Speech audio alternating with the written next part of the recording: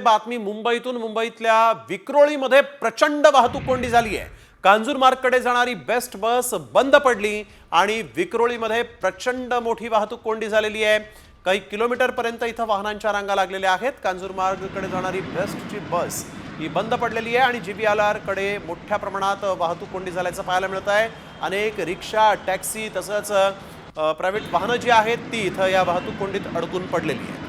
विक्रोळीकडे आपण बघतोय ही दृश्य। कांजूरमार्गकडे जाणारी बेस्ट बस ही बंद पडल्यामुळे मोठ्या प्रमाणात वाहतूक कोंडी इथं झालेली आहे।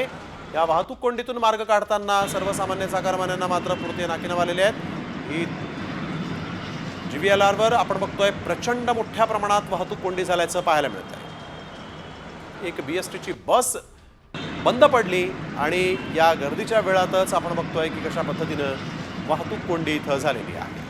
गेल्या काही वेळापासून इथून एकही वाहन साधं हललेलं नाहीये। गेले 2 तास झालेले आहेत आणि इथं ही बेस्टची बस बाजूला करण्यात प्रशासनाला पुरतं अपयश आलंय। त्यामुळे या वाहतूक कोंडीतून कधी मुक्तता मिळणार असाच प्रश्न आता या वाहतूक कोंडीत अडकलेल्या सर्वसामान्यांनी विचारलेला आहे। मयूर राणे आमचे प्रतिनिधी आपल्यासोबत यावेळेस फोन लाईनवरून जोडले गेले आहेत। मयूर, काय अधिकची माहिती? वाहतूक कोंडी सोडवण्यासाठी प्रशासनाकडून काही प्रयत्न होत आहेत का?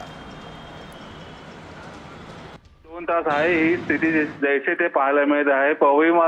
पवईहून ठाण्याच्या दिशेने एक बस जाते, त्या बसमध्ये तांत्रिक अडचण आल्यामुळे बस बरोबर मध्यभागी बंद पडलेली आहे। त्याच्यामुळे साधारण 5 ते 6 किलोमीटर असेल ते बसेसच्या रांगा असतील किंवा रिक्षाच्या रांगा असतील त्या पाहायला मिळत आहेत। मात्र आता काही वेळेपूर्वी ते जेसीबी आलेले आहे। जेसीबीच्या साहाय्याने बस आहे ते साईडला काढण्याचा प्रयत्न सुरू आहेत, मात्र ते काढली जात नाही आहे। बसचे चाकरमानी आहेत बसमध्ये बसले, ते पायी जाण्याचा मार्ग आहे ते आता निवडताना आपल्याला पाहायला मिळत आहे। मुंबई पोलीस असतील किंवा ट्रॅफिक पोलीस असतील हे इथे घटनास्थळी आता सध्या दाखल झालेले आहेत। बिलकुल, धन्यवाद आपण दिलेल्या सविस्तर माहितीसाठी।